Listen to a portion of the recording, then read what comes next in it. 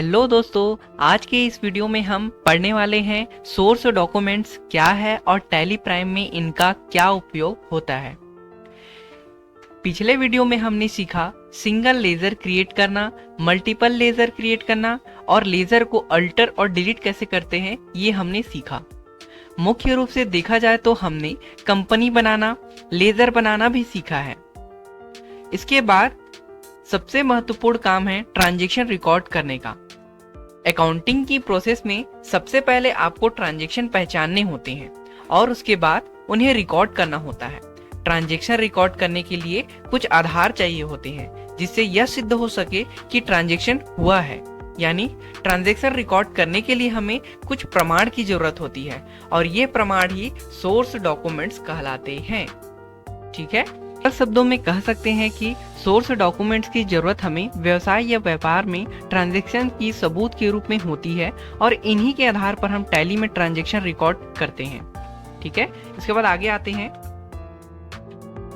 इन documents में लेन then की तारीख होती है, उससे जुड़ी पार्टियों के नाम होते हैं, सामान का विवरण होता है और राशि का भी विवरण इसमें होता है। तो आइए देखते हैं टैली में ट्रांजैक्शन रिकॉर्ड करने के लिए कौन कौन से सोर्स डॉक्यूमेंट्स की जरूरत होती है। सबसे पहला आता है बिल इनवॉइस।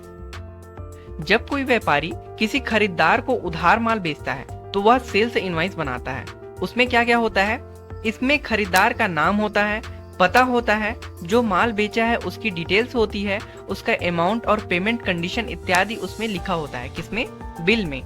खरीदार के लिए यह खरीदी का सबूत है, इसके आधार पर वह अपने यहाँ उधार खरीदी का ट्रांजैक्शन रिकॉर्ड करता है। अगला आते हैं कैश मेमो, कैश इनवॉइस। जब कोई व्यापारी किसी खरीदार को नगद माल बेचता है तो वह कैश मेमो या कैश इनवॉइस बनाता है। इसमें कई बार खरीदार का नाम और पता होता है और कई बार नहीं भी होता है। उसके बिल पर सिर्फ कैश लिखा होता है, साथ ही जो माल बेचा जाता है उसकी पूरी डिटेल्स होती है, उसका अमाउंट इत्यादि लिखा होता है। खरीदार के लिए यह नगद खरीदी का सबूत होता है। इसके आधार पर वह अपने यहाँ नगद खरीदी का ट्रांजैक्शन रिकॉर्ड करता है। सिंपल सी लैंग्वेज में ये बताता हूँ मैं आपको कि जब हमको बिल मिलता है उसमें ये टॉप में उसमें क्या लिखा हुआ होता है? कैश लिखा हुआ होता है, ना कि इसमें नाम होता है। उधार में यहाँ नाम को ऐड किया जाता है और जब हम नगद ट्रांजैक्शन करते हैं तो उसमें कैश इनवॉइस लिखा होता है। इससे हमको ये समझ आता है कि हमने नगद में ट्रांजैक्शन किया है। आगे बढ़ते हैं। रिसिप्ट। जब कोई खरीदार उधार माल खरीदता है और फिर बाद में उस माल का भुगतान करता है तब भुगतान प्राप्त करने वाला यानी सप्लायर उसे रसीद देता है, जिसमें रसीद की तारीख होती है, खरीदार की डिटेल्स होती है, अमाउंट और वह पेमेंट किस संदर्भ में प्राप्त हुआ है उसकी डिटेल्स इसमें होती है। खरीदार के लिए यह रसीद भुगतान किया गया है यह उसका सबूत होता है और वह इसके आधार पर अपने यहाँ पेमेंट का ट्रांजैक्शन रिकॉर्ड करता है। यह होता है रिसिप्ट। चेक। जब कोई खरीदार उधार माल खरीदता है और वह उस माल के भुगतान बैंक के चेक के द्वारा करता है तो इस चेक के डिटेल के आधार पर इस ट्रांजैक्शन को खरीदार और सप्लायर दोनों अपनी पुस्तकों में रिकॉर्ड करते हैं और चेक से जो भी लेन देन होता है वह बैंक के माध्यम से होता है और बैंक स्टेटमेंट में उस चेक का विवरण देखा जा सकता है। यह होता है चेक इनवॉइस।